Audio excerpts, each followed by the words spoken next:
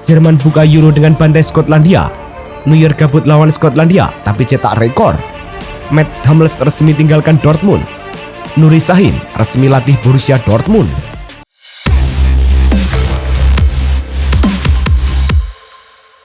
Halo Soccer Mania, kembali lagi di Blessing Soccer News. Kali ini kami sudah siapkan berita-berita terbaru seputar dunia sepak bola. Tentunya untuk kalian semua, selamat menyaksikan.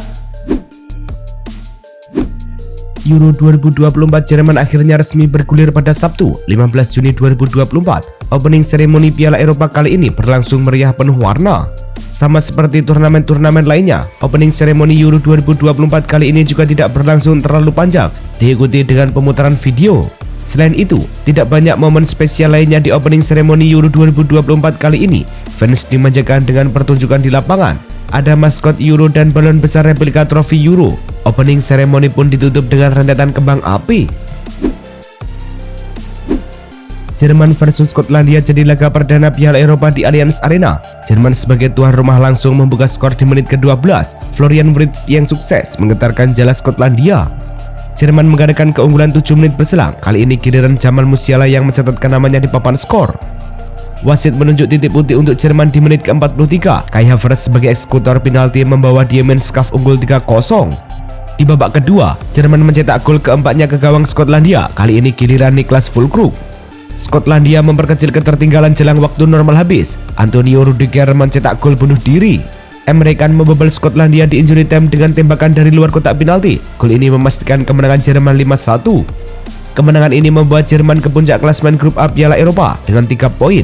Skotlandia mendekam di dasar klasemen. Timnas Jerman berhasil melumat timnas Skotlandia pada laga perdana grup A Euro 2024. Berkat kemenangan tersebut, Diemenschaft menorehkan sejarah. Jerman ternyata baru pertama kali mencetak 3 gol langsung di babak pertama. Selama mengikuti Piala Eropa, ini baru terjadi saat lawan Skotlandia. Menurut catatan Squawka, skor 5-1 adalah kemenangan terbesar timnas Jerman di pesta sepak bola antar negara Eropa tersebut. Selain itu, Jerman juga menorehkan sejarah karena menjadi tim pertama dengan kemenangan terbesar pada laga pembuka Euro. Tuan rumah Jerman membuka Euro 2024 dengan pesta gol 5-1 kontra Skotlandia. Pemain muda Jerman Florian Wirtz mencetak gol pertama turnamen di 10 menit pertama. Gol ini adalah gol kedua Wirtz untuk Jerman sejak debut pada tahun 2021. Namun, golnya ke gawang Skotlandia itu adalah yang pertama di laga kompetitif. Menyumbang gol di tengah kemenangan telak Jerman, tak pelakian memaniskan kiprah Florian Wirtz sejak awal musim 2023-2024. Itu berarti sampai kini, Wirtz tercatat sudah membukukan 20 gol dan 22 assist untuk Leverkusen dan Jerman.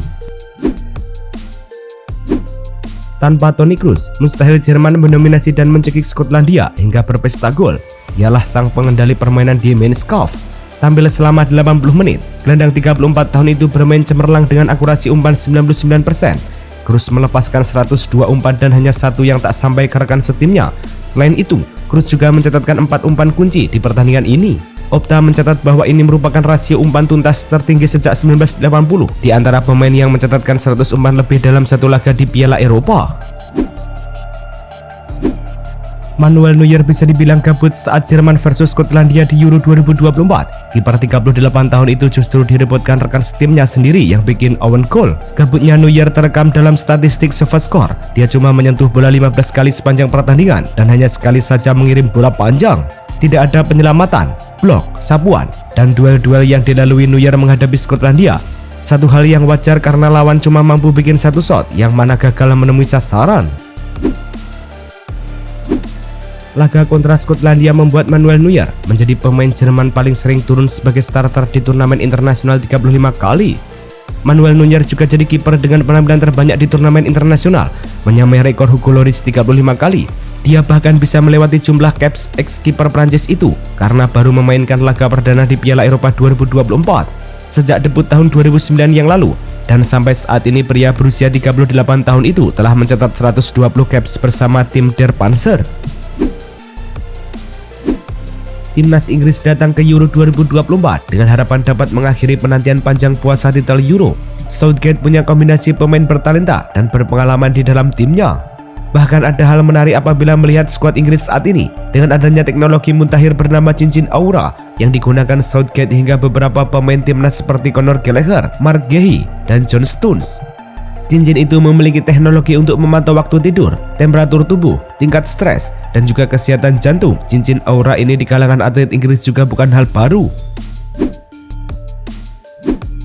Italia akan segera memulai perjalanan mereka di Euro tahun 2024 yang akan dimulai beberapa hari lagi. Gli Azzurri terbang ke Jerman dengan ambisi untuk mempertahankan gelar mereka. Dengan ambisi besar mereka, Luciano Spalletti dilaporkan telah menerapkan aturan ketat bagi para pemainnya menjelang Euro 2024. Spalletti diklaim telah melarang semua pemain untuk bermain game, ponsel, dan memakai handphone ketika mereka sedang menjalani pembelian di atas meja pijat. Selain itu, pria berusia 65 tahun tersebut juga melarang keras para pemain untuk begadang dan melarang mereka bermain game saat tengah malam. Timnas Jamaika mendapat pukulan telak jelang gelaran Copa America tahun ini. Mereka dipastikan tidak bisa menggunakan jasa winger andalan Aston Villa, Leon Bailey. Bailey dengan tegas menolak panggilan timnas Jamaika. Pemain berumur 26 tahun itu memilih beristirahat sepanjang musim panas 2024 ketimbang tampil di Copa America. Tidak cuma itu, Bailey juga cukup sering membuat Federasi Sepak Bola Jamaika JFF kelimpungan. Pasalnya, Bailey telah berkali-kali menolak panggilan untuk membela Pancin The Reggae Boys. Luka Modric memang santer diberitakan siap mengakhiri karir internasionalnya selepas membela Kroasia di Euro 2024. Pasalnya, Modric telah memasuki usia senja dan bakal merayakan ulang tahunnya yang ke-39 pada September mendatang. Penggawa timnas Kroasia, Joško Gvardiol, berharap Luka Modric tidak mengakhiri karir internasionalnya dalam waktu dekat. Gvardiol mengatakan Kroasia masih sangat membutuhkan sosok Modric. Gvardiol pun juga berharap Kroasia bisa menjadi juara Euro 2024 demi melengkapi karir internasional Modric. Menurut laporan Marca, Al Nassr menjadikan Van Dijk target incarannya. Sang pemain tinggal menyisakan kontrak setahun lagi di Liverpool. Perwakilannya diklaim sudah bertemu dengan direktur Al Nassr. Klub Arab Saudi itu diklaim mempersiapkan kontrak dengan gaji paling tinggi yang pernah diterima pemain bertahan. Al Nassr menjadikan Van Dijk target guna memperkuat pertahanannya. Van Dijk sendiri kini bakal fokus membela Belanda di Euro tahun 2024. Setelahnya, ia diprediksi baru akan membahas masa depannya bersama The Reds. Zlatan Ibrahimovic mengungkapkan alasan dirinya bersedia kembali ke AC Milan di penghujung tahun 2023 lalu. Dia memiliki tujuan mulia buat klub yang membesarkan namanya ini. Ibra menyatakan dia pulang ke San Siro bukan sebatas untuk bekerja sesuai dengan tugasnya, tapi dia memiliki ambisi besar membawa tim kesayangannya ini kembali berjaya. Saya bilang ke Gary, jika saya harus bergabung dengan Milan, itu haruslah sebuah proyek juara. Saya tidak akan menerima kekalahan. Saya harus dan berambisi menang, dan saya akan meraih kemenangan. Jelas Ibra perihal tujuan mulia dia kembali ke Milan. Borussia Dortmund tidak butuh waktu lama untuk mencari sosok pengganti Edin Terzic di kursi pelatih kepala. Mereka resmi menunjuk Nuri Sahin sebagai suksesor Terzic. Sahin bukanlah sosok asing untuk Dortmund. Pria berpaspor Turki itu sempat membela Panji dari BVB pada periode 2008 hingga 2011 serta 2013 hingga 2018. Sahin pun menjadi salah satu tangan kanan Terzic semenjak Januari tahun 2024. Selama 6 bulan menjadi asisten Terzic, Sahin pun sukses membuat para pemain dari BVB terkesan. Kehadiran Sahin pun mampu membangkitkan Dortmund dari performa inkonsisten. Bek tengah senior Jerman Mats Hummels angkat kaki dari Borussia Dortmund. Hummels akan menjadi free agent setelah kontraknya habis pada akhir bulan ini. Pesepak bola berusia 35 tahun ini telah memperkuat Dortmund selama 13 tahun dalam 2 periode. Hummels telah membuat lebih dari 500 penampilan di seluruh kompetisi dan memenangi 5 piala domestik. Kepergian Hummels menandai figur top Borussia Dortmund lainnya yang pergi di musim panas ini. Mats Hummels sendiri berpeluang melanjutkan karirnya di luar negeri setelah selama ini merumput di Bundesliga. Udinese resmi mengumumkan penunjukan Kosta Rančić sebagai pelatih kepala baru. Ini akan jadi klub ke-9 dalam karir kepelatihan Kosta Rančić yang dimulai di Jerman pada tahun 2007. Sebelum itu, Rančić menangani Legia hingga April tahun ini dan telah membantu klub tersebut finish di posisi kedua di grup Liga Eropa bersama Aston Villa dan AZ Alkmaar sebelum akhirnya tersingkir di babak 32 besar. Meskipun durasi kontrak Rančić di Friuli belum diumumkan secara resmi, laporan menunjukkan bahwa ia telah dipekerjakan dengan kontrak tahunan. Banyak klub Serie A yang mengamati manajemen mereka di musim panas ini. Dan hal tersebut juga berlaku untuk Venezia, tim yang baru saja dipromosikan dari Serie B melalui babak playoff. Namun mereka hanya siap melepas Paolo Vanoli yang jadi incaran Torino jika mereka membayar klausul pelepasan dalam kontraknya. Namun baru-baru ini direktur klub Filippo Antonelli mengonfirmasi jika El Toro menolak untuk bayar klausul rilis 1 juta euro untuk Vanoli, membuat pelatih muda tersebut akan tetap bertahan bersama Ila Gunari. Pembicaraan mengenai kemungkinan Romelu Lukaku dan Antonio Conte bersatu lagi di Naples makin menguat. Keduanya pernah bekerja sama di Inter Milan yang berbuah Scudetto pada musim 2020-2021 silam. Menurut kabar dari La Gazzetta dello Sport, Napoli sudah mulai melakukan pendekatan kepada Chelsea untuk menanyakan ketersediaan Lukaku di bursa transfer musim panas. Surat kabar asal Italia itu mengeklaim bahwa sang bomber berusia 31 tahun punya klausul rilis bernilai 43 juta euro dalam kontraknya bersama The Blues. Juventus sedang mencari penyerang baru pada bursa transfer musim panas ini, dan kabar yang muncul kembali mengaitkan mereka dengan sang mantan striker andalan Alvaro Morata. Morata punya klausul rilis dalam kontraknya yang pada saat ini bernilai 12 juta euro. Namun demikian, menurut warta dari Calcio Mercato dan Tuttosport, Bianconeri akan menawarkan Moise Kean sebagai alat tukar. Kean punya nilai pasaran 15 juta euro. Ketimbang menjualnya kepada tim Italia lain, Juve berniat untuk memberikannya kepada Atletico Madrid. Brentford memutuskan untuk menjual Ivan Toney dengan harga yang lebih murah.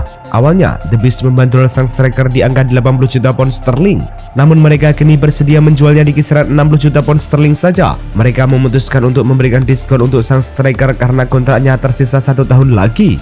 Toney menjelma menjadi salah satu striker tertajam di Premier League setelah didatangkan dari Peterborough pada tahun 2020 lalu. Ex pemain Newcastle United itu mencatatkan 72 gol dan 23 assist bagi The Beast dalam 141 penampilan di semua kompetisi. Liverpool saat ini punya dua kiper top, ada Alisson Becker dan Kelleher. Alisson tak tergusur di bawah Mister Gawang Liverpool. Ia hanya akan absen jika terkena skorsing atau sedang cedera. Di saat Alisson Becker tak bisa bermain, Liverpool tetap bisa tenang sebab ada Koim Hin Kelleher yang kemampuannya tak kalah dengan kiper asal Brazil tersebut. Namun ini juga jadi masalah tersendiri. Kelleher disebut tak mau terus-terusan berada di bangku cadangan. Ia ingin mendapatkan jatah bermain lebih banyak. Oleh karena itulah, ia diklaim ingin cabut dari Liverpool pada musim panas tahun 2024 ini. Menurut rilis resmi yang dikeluarkan Manchester United, akan terjadi pemugaran besar-besaran di markas latihan MU di Carrington. Fokus utama pemugaran ini adalah gym, tempat medis, ruang nutrisi, dan ruang pemulihan. Nantinya juga akan ada perombakan banyak ruang yang bisa dimanfaatkan para staf dan juga pemain. Sir Jim Ratcliffe mempercayakan proyek pemugaran Carrington kepada Foster Plus Partners. Mereka adalah kontraktor yang merenovasi Wembley dan juga Lusail Stadium Qatar. Nilai investasi proyek ini juga sangat besar. Mereka menyiapkan dana 50 juta pound sterling untuk mengerjakan proyek ini. Dilansir The Times, Manchester United sudah menemukan calon bek tengah mereka. Setan Merah dilaporkan akan mencoba memboyong Jarrad Braithwaite ke Old Trafford. Sang bek dikabarkan sudah sepakat untuk pindah ke Manchester United, di mana ia akan mendapatkan gaji sekitar 160.000 pound sterling per pekan di sana. Saat ini Manchester United akan mencoba untuk menuntaskan transfer Braithwaite dengan Everton. Namun Setan Merah akan menemui kendala berarti dalam transfer sang bek karena Everton hanya mau melepas Braithwaite di kisaran 70 juta pound sterling saja. Arsenal siap cuci gudang di bursa transfer musim panas tahun 2024 ini. Dilansir dari Mirror, Arsenal tidak tanggung-tanggung, mereka mau melepas sebanyak 8 pemain. Kedelapan pemain tersebut adalah Aaron Ramsdale, Eddie Nketiah, Thomas Partey, Emil Smith-Rowe, Albert Sambi-Lokonga, Kieran Tierney, Reiss Nelson, dan Nuno Tavares. Ramsdale dibanderol seharga 30 juta pound sterling, Nketiah juga dibanderol mulai 18 juta pound sterling. Total, Arsenal berharap 8 pemain tersebut dapat mendatangkan cuan sebanyak 125 juta pound sterling atau setara 2,6 triliun rupiah. Jurnalis Fabrizio Romano mengabarkan bahwa belum ada yang ditentukan antara Federico Chiesa dan Juventus untuk saat ini karena masa depan sang pemain baru diputuskan setelah Piala Eropa 2024. Sebagaimana diwartakan oleh Romano, dengan kontraknya akan berakhir pada musim panas tahun depan, Juventus terbuka untuk melepas Chiesa setelah melakukan pertemuan dengan agennya Vali Ramadhani. Si Nyonya tua akan mempertimbangkan segala penawaran yang masuk untuknya, namun untuk saat ini belum ada yang diputuskan perihal masa depannya. Itulah tadi kumpulan berita-berita terbaru dari kami. Simak terus berita-berita terbaru lainnya dan jangan lupa like, komen, dan juga subscribe.